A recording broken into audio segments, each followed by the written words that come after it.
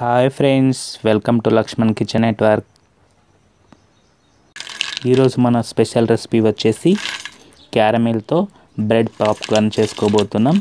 ఇది చాలా క్రిస్పీగా, క్రంచీగా, భలే టేస్టీగా ఉంటుంది. 3 బ్రెడ్ స్లైసెస్ తీసుకోవాలి. వీటిని ఈ విధంగా చిన్న చిన్న ముక్కలుగా కట్ చేసుకోవాలి. స్టవ్ ఆన్ చేసి ఒక మందమైన ప్యాన్ పెట్టుకొని దానిలో ఈ కట్ చేసుకున్న బ్రెడ్ స్లైసెస్ వేసి హై ఫ్లేమ్లో ఒక 2 నిమిషాల పాటు ఫ్రై చేసుకోవాలి. ఇలా కొద్దిగా ఫ్రై అయిన తర్వాత ఇప్పుడు మీడియం ఫ్లేమ్లో పెట్టుకోవాలి. దీన్ని 5 నుంచి 8 నిమిషాల పాటు మీడియం ఫ్లేమ్లో ఫ్రై చేయాలి. అప్పుడు క్రిస్పీగా తయారవుతాయి. చూడండి, పర్ఫెక్ట్గా క్రిస్పీగా గలగలలాడుతూ రెడీ అయిపోయాయి. ఇప్పుడు వీటిని వేరొక ప్లేట్లోకి ట్రాన్స్ఫర్ చేసుకోవాలి.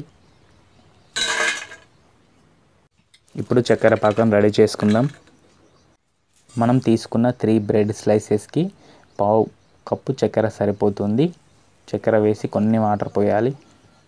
మనం కొన్ని వాటర్ పోయడం వలన క్యారమిల్ త్వరగా రెడీ అవుతుంది. ఇప్పుడు హై ఫ్లేమ్లో దీన్ని కరిగించుకోవాలి. క్యారమిల్ రెడీ అవ్వడానికి మనకు చక్కెర పాకం ఈ విధంగా పొంగు వచ్చిన తర్వాత దీనిలో 2 టీ స్పూన్ల మిల్క్ పోసుకోవాలి. ఆప్షనల్ మాత్రమే. ఇది పోసుకోవడం వల్ల టేస్టీగా వస్తుంది మనకి. దీనిలో నేను 1/2 టీ స్పూన్ నెయ్యి వేస్తున్నాను. మీ దగ్గర బటర్ ఉంటే బటర్ కూడా వేసుకోవచ్చు. ఇది వేయడం వలన మంచి ఫ్లేవర్ అండ్ టేస్టీగా ఉంటుంది. చూడండి, క్యారమిల్ రెడీ అయిపోయింది. ఇక ఫ్రై చేసుకొని పెట్టుకున్న బ్రెడ్ పాప్కార్న్ తీసి క్యారమిల్లో వేసి బ్రెడ్ పాప్కార్న్కి అంతా అంటుకునే విధంగా క్యారమిల్ ఒకసారి కలుపుకోవాలి.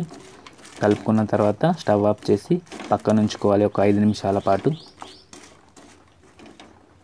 నిమిషాల తర్వాత క్యారమిల్ ఆరిపోయి మన బ్రెడ్ పాప్కార్న్ క్రిస్పీగా రెడీ అవుతుంది. వీటిని తీసుకొని ప్లేట్లోకి సర్వ్ చేసుకోవాలి.